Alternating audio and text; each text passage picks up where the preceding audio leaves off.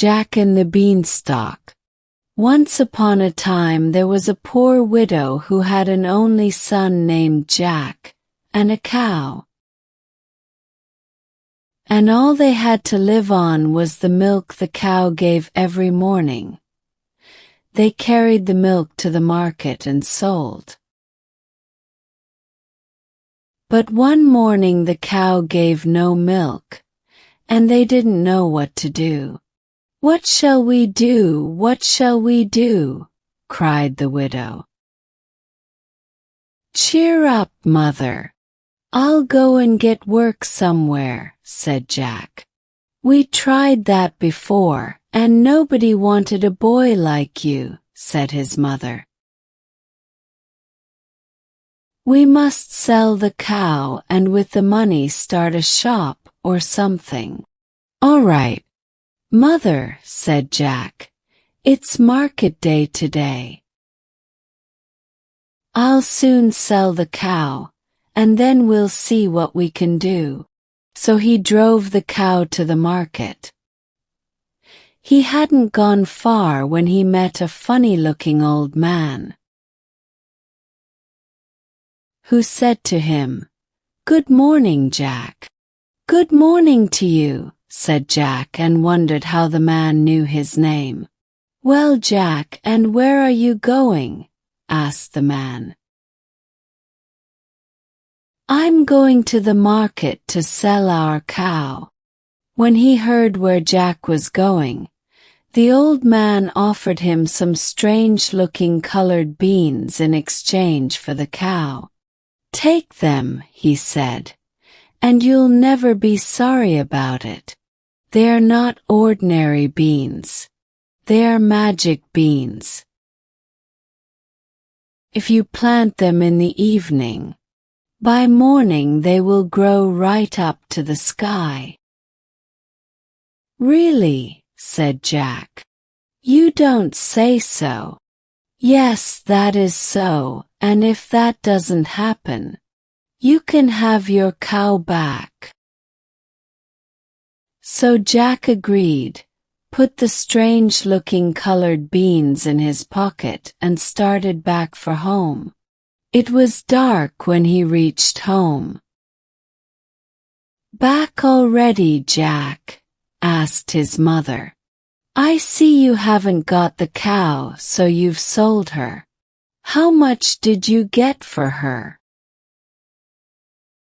"You'll never guess, mother," said Jack. "How much? £5, 10, 15, no, it couldn't be 20. I told you couldn't guess. What do you say about these beans? They're magic. Plant them in the evening and—" "What?" cried Jack's mother. "Have you been such a fool as to give away the cow for a few beans? Take that, take that, take that. And as for your magic beans, here they go out of the window." The mother was so angry that she threw the beans out of the window.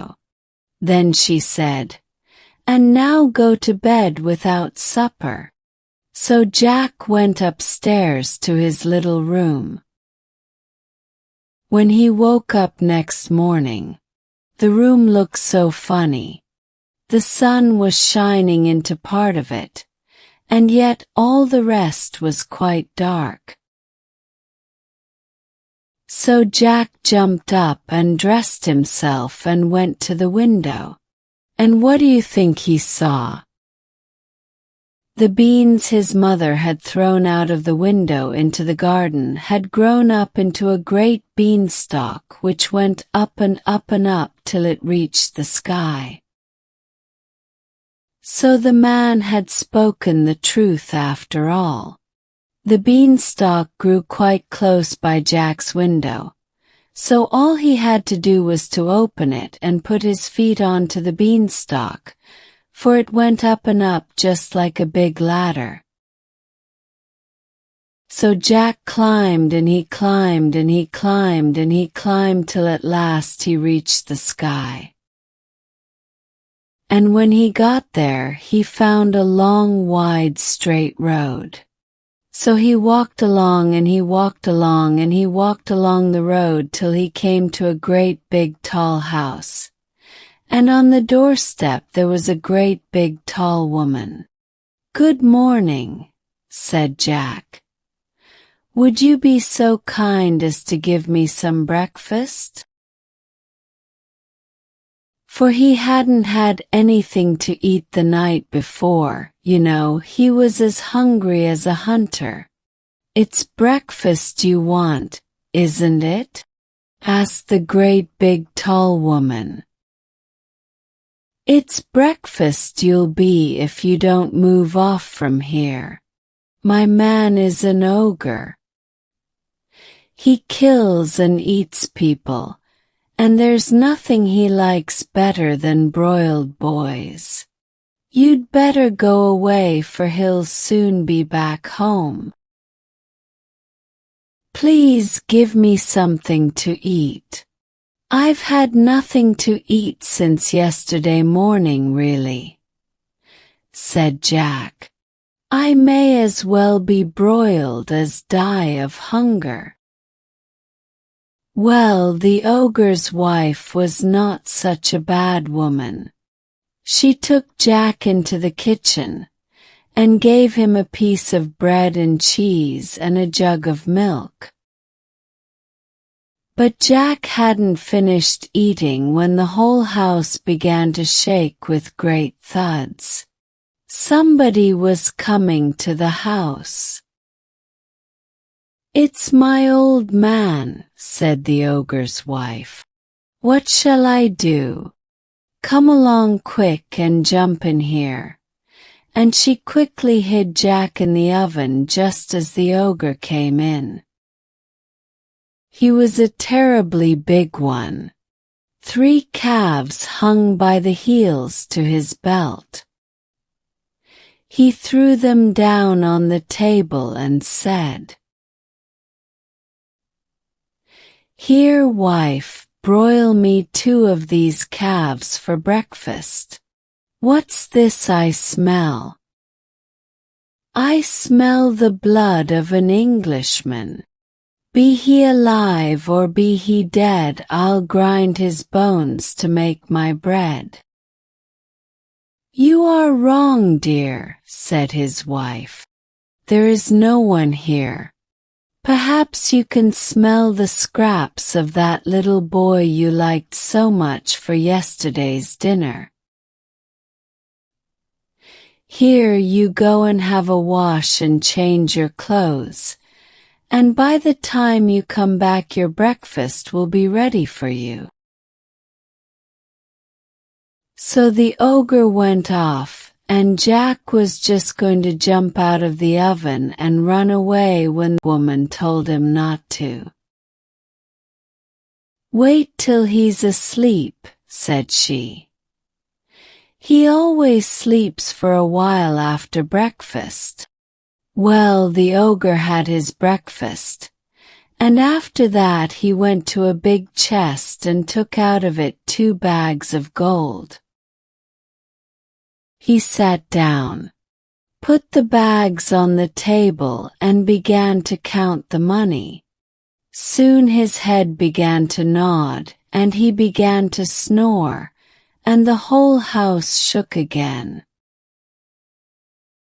Now Jack crept out on tiptoe from the oven, and as he was passing the ogre, he took one of the bags of gold, put it under his arm, and ran off along the road till he came to the Beanstalk.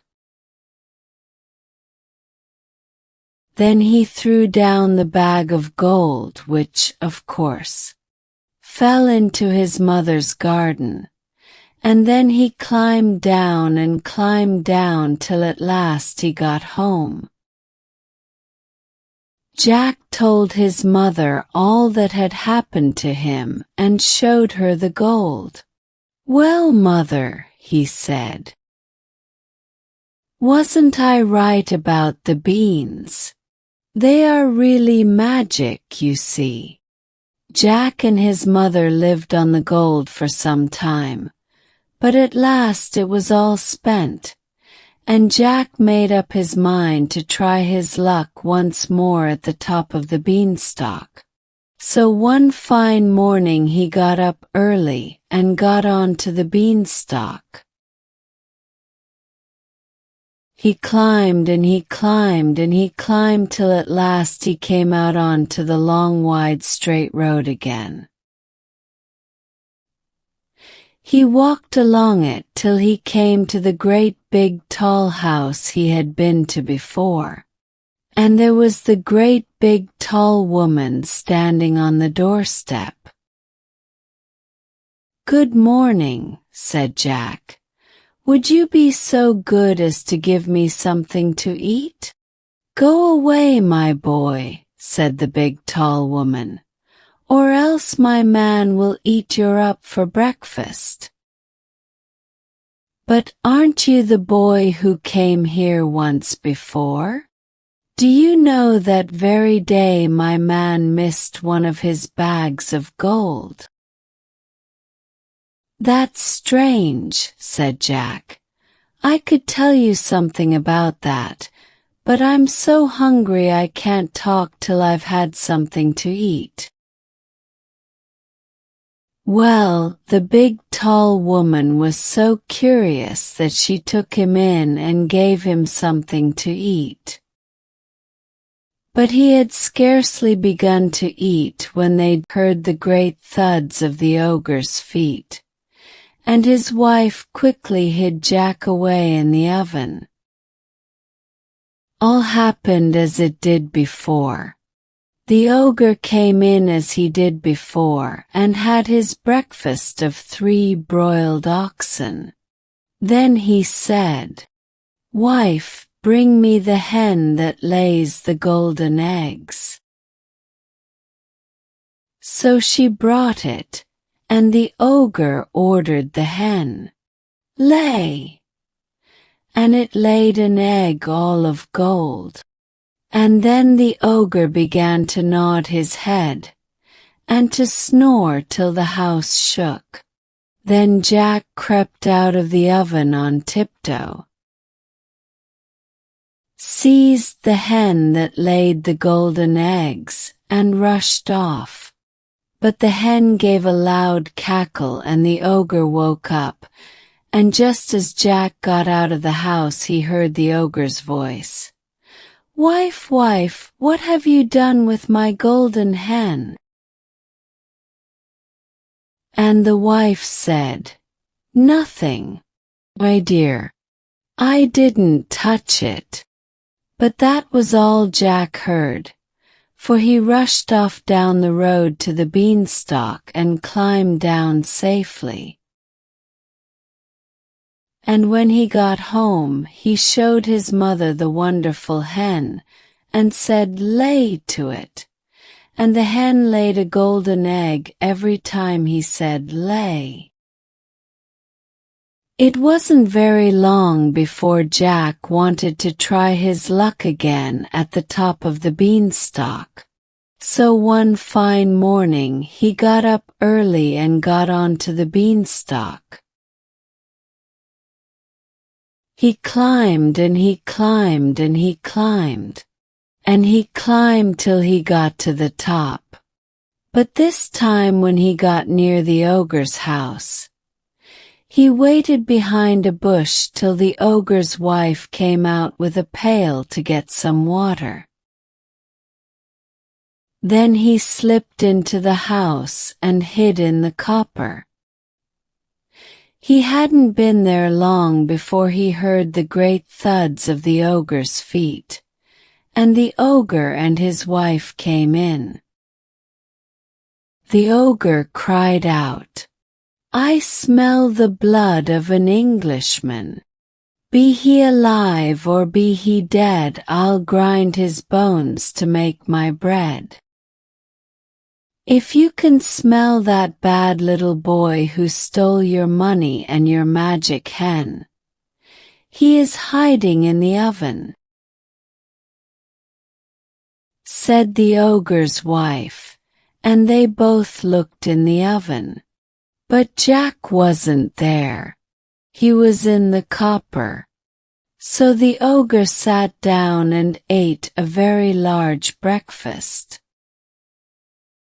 When breakfast was over, he called out, "Wife, wife, bring me my golden harp." So she brought his harp and put it on the table. "Play," ordered the ogre, and the harp started to play most beautifully, all by itself, and it played on till the ogre fell asleep, and began to snore like thunder. Then Jack crept out of the cooper and seized the harp, but the harp cried out, "Master! Master!" The ogre woke up with a roar, saw Jack with the harp, and rushed along the road after him. Jack ran as fast as he could, and the ogre ran after him. When Jack got to the beanstalk, the ogre was not more than 20 yards away. Jack began to climb down, but the ogre was heavy and he was afraid of such a ladder, so he stood and waited. But just then the harp cried out, "Master! Master!" And the ogre began to climb down the beanstalk, which shook with his weight. Jack climbed down, and the ogre climbed after him. By this time Jack had climbed down and climbed down and climbed down till he was very near the ground. So he called out, "Mother! Mother! Bring me an axe! Bring me an axe!" And his mother rushed out of the house with the axe in her hand. When she came to the beanstalk, she stood still with fright, for there she saw the ogre's legs just through the clouds. But Jack jumped down, took the axe and gave a chop at the beanstalk. The ogre felt the beanstalk shook, so he stopped to see what the matter was. Jack gave another chop with the axe, and the beanstalk was cut in two. Then the ogre fell down and broke his head, and the beanstalk came down after. After that Jack showed his mother the golden harp. Then Jack and his mother began to show people the golden harp, and they became rich. Later Jack married a beautiful princess, and they lived happily ever afterwards.